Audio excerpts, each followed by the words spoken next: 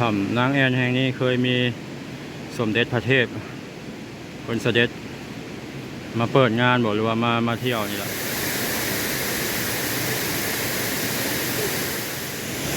อยู่ในถ้ำซิมิฮูปั้นนางแอ่นเนาะซึ่งเป็นลูกสาวของพระฤาษี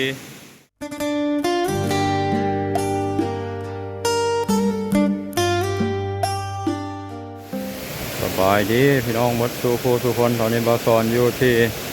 แหล่งท่องเที่ยวถ้ำนางแอ่นเมืองท่าแขกแขวงขมวนคลิปนี้จะพาพี่น้องเขาเลาะเที่ยวชมถ้ำนางแอ่นเนาะสวยงามพี่น้องเป็นแหล่งท่องเที่ยวอีกบ่อหนึ่งที่ผู้คนนิยมมาลินมาเที่ยวเนาะมีน้ำตกตาดพร้อมอากาศเย็นผ่านอยู่ห้องแอร์อยู่สถานที่แห่งนี้มีเครื่องอำนวยความสะดวกหลายอย่างเนาะมีร้านกาแฟร้านมินิมาร์ทร้านอาหารมี40 ไร่เนาะพี่น้อง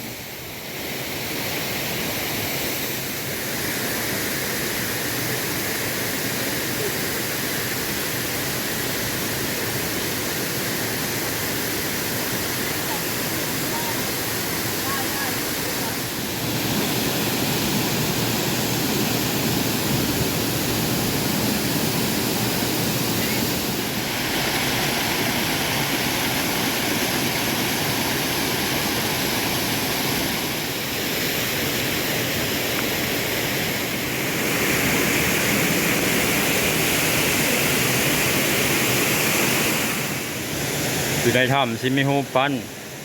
นางแอ่นเนาะซึ่งเป็นลูกสาวของพระฤาษีเป็นอันนี้เป็นอุโมงค์ถ้ำพี่น้องใส่ดอกไฟประดับประดาสวยงาม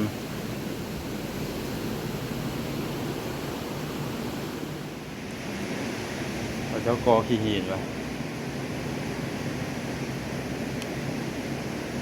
จะมีหินย้อยหินงอกโอ้มีน้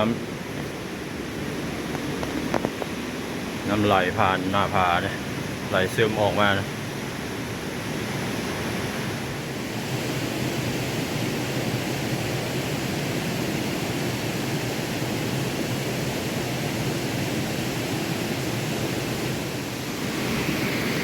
ทางลงเป็นห้องโถงกว้างใหญ่ค่าขนาดนะ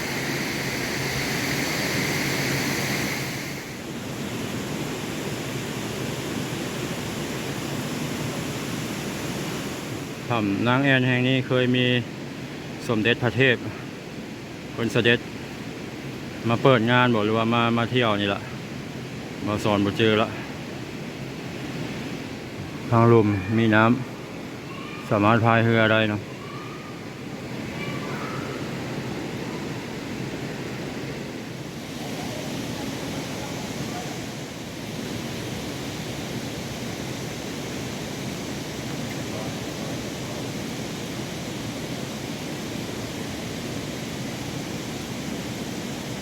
ทางลมมีคนพายเรือพี่น้อง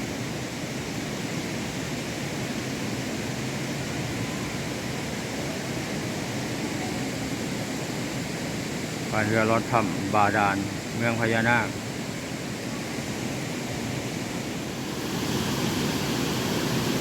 เปิดบริการทุกมื้อเด้อพี่น้องถ้ำนางแอ่นแต่เช้าหาแรงเนาะ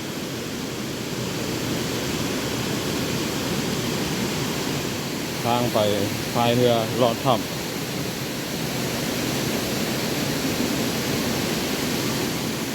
ำวันนี้น้ำตกแห้งค่าขนาดเนาะ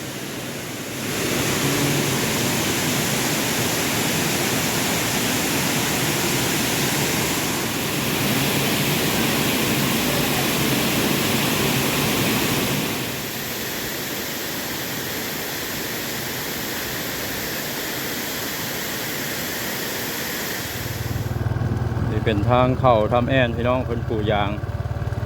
แต่ก่อนนี่บ่ได้ปลูกเลยวิวก็งามสถานที่ท่องเที่ยวก็งามพี่น้องเลยมาเที่ยวได้เด้อเนาะถ้ำนางแอ่นหรือว่าถ้ำนกแอ่น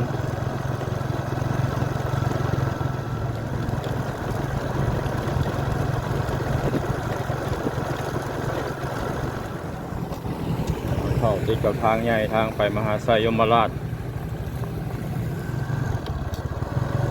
วิวนี่ลักล้านพี่น้องเอ้ยงามแบบนี้วันนี้ฝนตกหมดมื้อวันที่27 กันยาพายุเข้าพี่น้องเอ้ย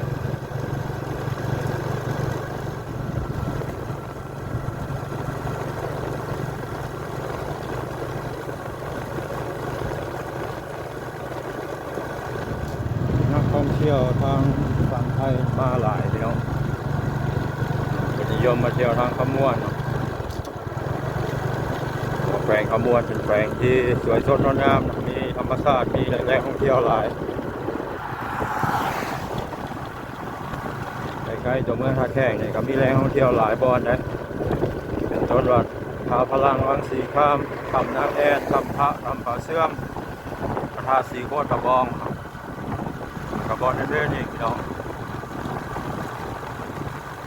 นี่เป็นเขตบ้านกวนผาวังพี่น้องก็มีแหล่งท่องเที่ยวด้วยกันเนาะจูบแคมป์สวนที่ทางเมืองขวามือมาทางเส้นนี้วาวสอนผมมาเป็นรถบรรทุกอะไรพี่น้องรถบรรทุกหลายก็เป็นทางเส้นทางล่างของพระเจ้าขนสินค้าต้องรถลาวรถไฟรถเวียดรถบรรทุกหลายเลยนะเดี๋ยวรถพ่วงทางนั้นพี่น้อง